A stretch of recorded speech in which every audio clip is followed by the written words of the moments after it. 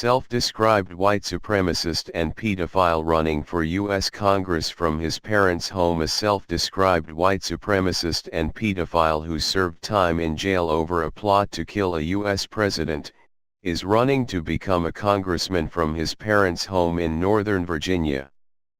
Nathan Larson spent 16 months in prison after being convicted in 2009 over an apparent plot to kill either George W. Bush or Barack Obama. While he would be barred in many states from running for office, a law passed in 2016 in Virginia means the 37-year-old part-time accountant can make his run. He is contesting as an independent, having been expelled from the Libertarian Party of Virginia last year. Mr. Larson has never been convicted of pedophilia, but cached copies of his campaign website show he advocates for child sexual abuse and the subjugation of women. He also is an admirer of the politics of Nazi leader Adolf Hitler, whom he described as a white supremacist hero. I, Nathan Larson, hereby announce my candidacy as a quasi-neo-reactionary libertarian in Virginia's 10th congressional district election, 2018, he writes on his campaign page. As representative, my main agenda will be, 1. Stopping the war on drugs, 2. Protecting gun ownership rights, and 3.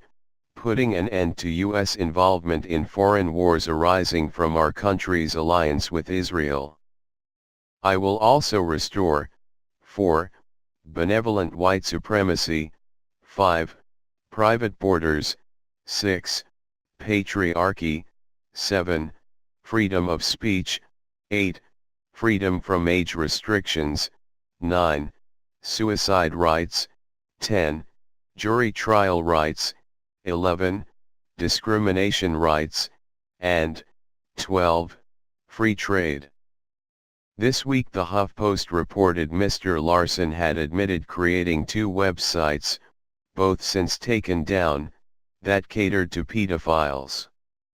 One was said to lobby for such people, while their other pushed for potential sex offenders to be able to kill themselves legally at clinics. A lot of people are tired of political correctness and being constrained by it, he said. People prefer when there's an outsider who doesn't have anything to lose and is willing to say what's on a lot of people's minds. When asked by the news site whether he was an active pedophile or just wrote about pedophilia, he said, "It's a mix of both.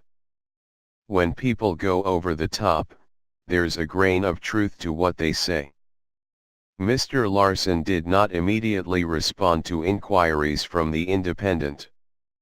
However, The Washington Post said Mr. Larson had confirmed he was behind the now defunct websites.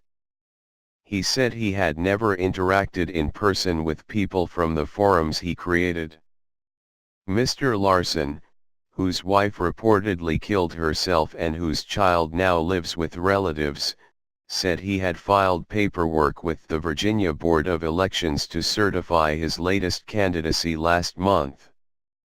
He said he had also submitted the 1,000 signatures of potential voters required to run for Congress in Virginia.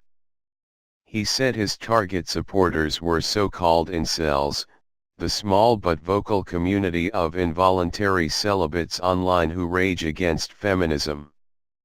Build the morale among the incels, help get them focused and get some traction, he told the newspaper.